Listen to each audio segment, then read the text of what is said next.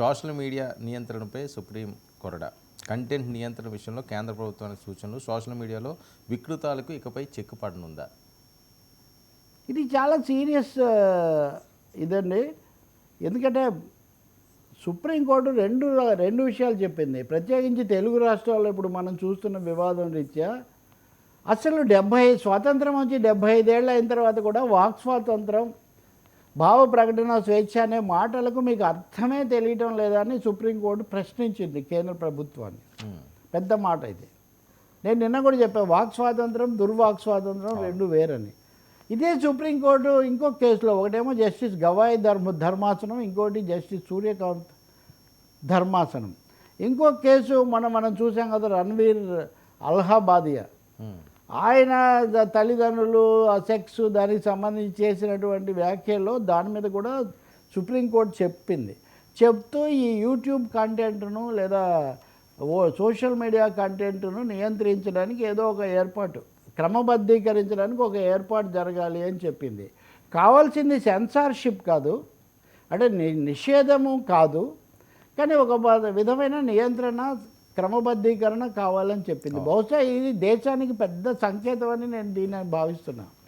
ముందు మనము ఈ మొదటి తీసుకుందాం వాక్ స్వాతంత్రానికి సంబంధించి.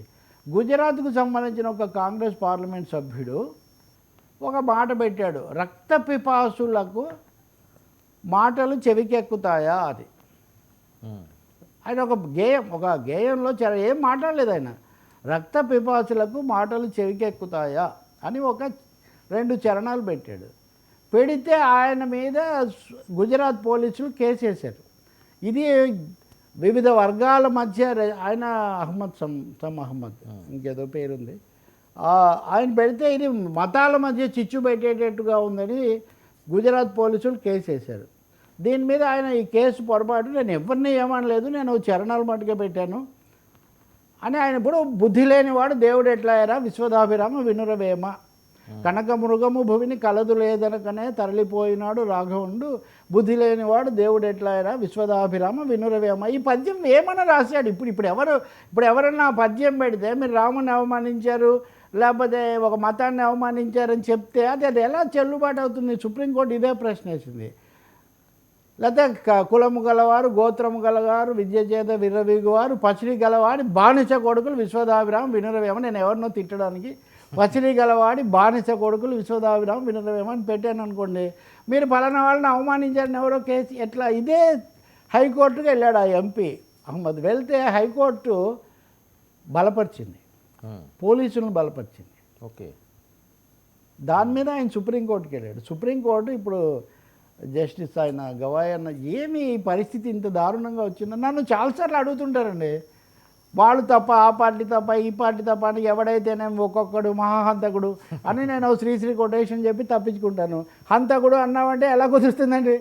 కాబట్టి ఇక్కడ మీరు భావ ప్రకటన స్వేచ్ఛ, కావ్యాలు, వీటన్నిటిని కోట్ చేసే స్వాతంత్రం, వీటిని మీరు ఎలా ఉల్లంఘిస్తారు? ఇది అని చెప్పింది సుప్రీంకోర్టు. ఇది ఇప్పుడు 100కి 100 పాళ్ళు సరైంది. అమితాబ్ బచ్చన్ కూడా అప్పుడప్పుడు పెడుతుంటాడు, వెంటనే దాన్ని ఐశ్వర్యరాయ్కి ఇట్లా చేస్తుంటారు.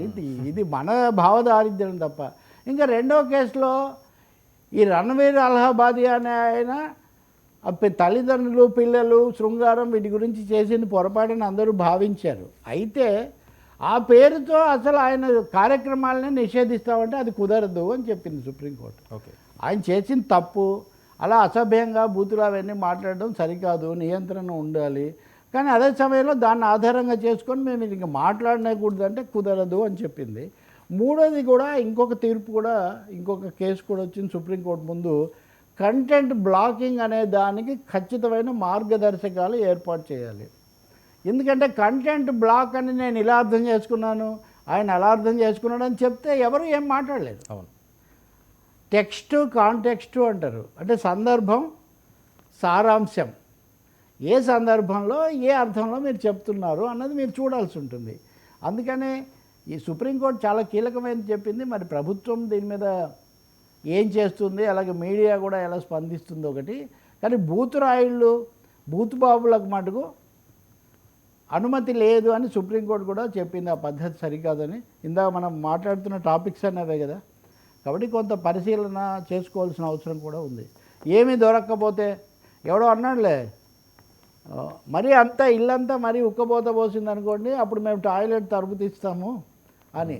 అలాగే రేటింగ్స్ ఏమీ లేకపోతే కొన్ని అసభ్యమైన కొంతమంది క్యాండిడేట్లు కొన్ని టాపిక్స్ ఉంటాయి, వాటి గ్యారంటీ ఉంటుంది, మినిమం గ్యారంటీ మెథడ్ లాగా. సో ఆ పద్ధతి మీడియా, సోషల్ మీడియాకి అలవాటైపోయింది. హఠాత్తుగా వస్తుంది, కొంతమంది ఇంటర్వ్యూ ఇచ్చేవాళ్ళు ఉంటారు, కొంతమంది ట్వీట్లు పెట్టేవాళ్ళు ఉంటారు. అలా అది సరికాదని సుప్రీంకోర్టు చెప్తుంది. Very important.